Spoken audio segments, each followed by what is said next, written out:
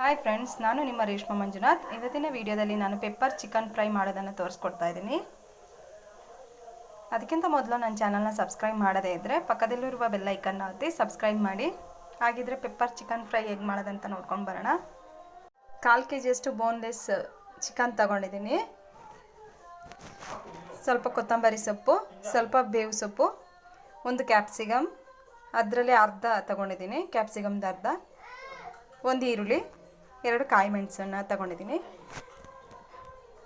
ಸ್ವಲ್ಪ ಪೆಪ್ಪರ್ ಮತ್ತು ಜೀರಿಗೆನ ಹುಡಿ ಮಾಡಿ ತಗೊಂಡಿದ್ದೀನಿ. ಸ್ವಲ್ಪ ತುಪ್ಪ ತಗೊಂಡಿದ್ದೀನಿ. ಸ್ವಲ್ಪ ಶುಂಠಿ ಬೆಳ್ಳುಳ್ಳಿ ಪೇಸ್ಟ್ ತಗೊಂಡಿದ್ದೀನಿ. ಬಾಣಲೆಗೆ ತುಪ್ಪ ಹಾಕ್ಕೊಂಡಿದ್ದೀನಿ. ಇವಾಗ ಬೇವು ಸೊಪ್ಪು ಹಾಕ್ಕೋತೀನಿ.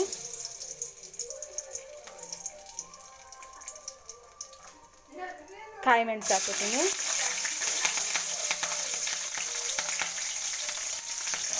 ಕ್ಯಾಪ್ಸಿಕಮ್ ಹಾಕ್ಕೋತೀನಿ. ಕ್ಯಾಪ್ಸಿಕಮ್ ಸ್ವಲ್ಪ ಎಣ್ಣೆಲಿ ಫ್ರೈ ಮಾಡೋಣ.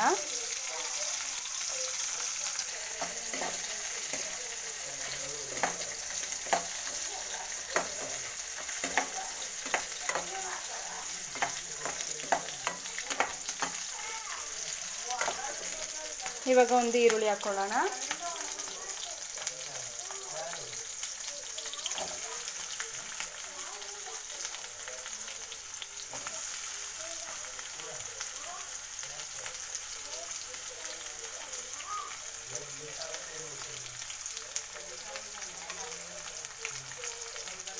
ಕಾಲು ಸ್ಪೂನಷ್ಟು ಶುಂಠಿ ಬೆಳ್ಳುಳ್ಳಿ ಪೇಸ್ಟ್ ಹಾಕ್ಕೋತೀನಿ.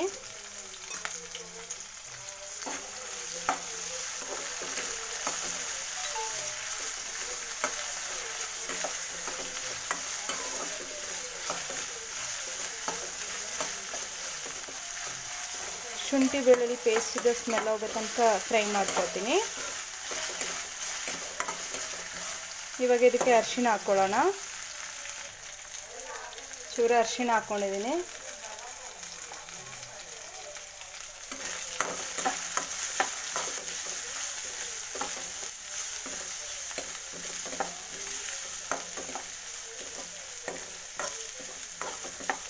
ಇವಾಗ ಇದಕ್ಕೆ ಚಿಕನ್ ಹಾಕ್ಕೊಳ್ಳೋಣ.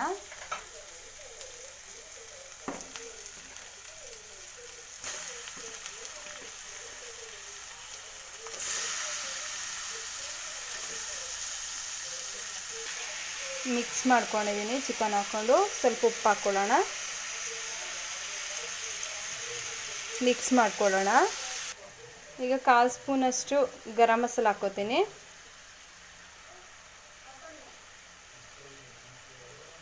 ಒಂದು ಸ್ಪೂನ್ ಪೆಪ್ಪರ್ ಮತ್ತು ಜೀರಾ ಪೌಡ್ರ್ ಹಾಕ್ಕೋತೀನಿ. ಇವಾಗ ಇದನ್ನು ಮಿಕ್ಸ್ ಮಾಡ್ಕೊಳ್ಳೋಣ.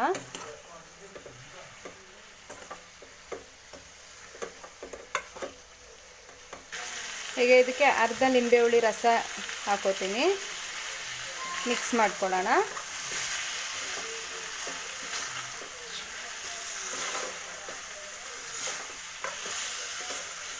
ಚೂರೊತ್ತು ಬೇಯಲಿಕ್ಕೆ ಬಿಡೋಣ.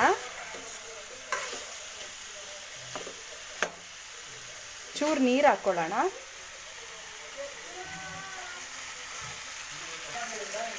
ಕಾಲು ಗ್ಲಾಸಷ್ಟು ನೀರು ಇಟ್ಕೋತೀನಿ.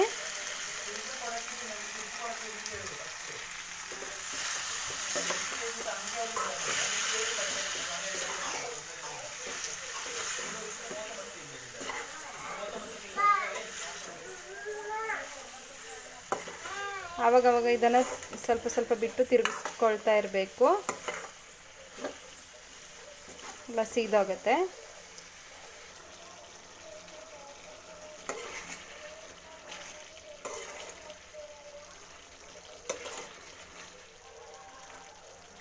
ಈಗ ಇದಕ್ಕೆ ಕೊತ್ತಂಬರಿ ಸೊಪ್ಪು ಹಾಕ್ಕೊಳ್ಳೋಣ.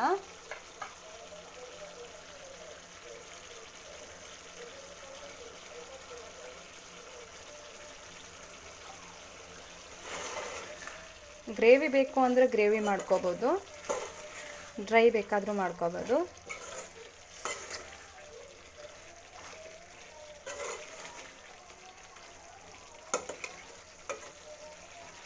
ಇವಾಗ ಚಿಕನ್ ಪೆಪ್ಪರ್ ಫ್ರೈ ರೆಡಿಯಾಗಿದೆ.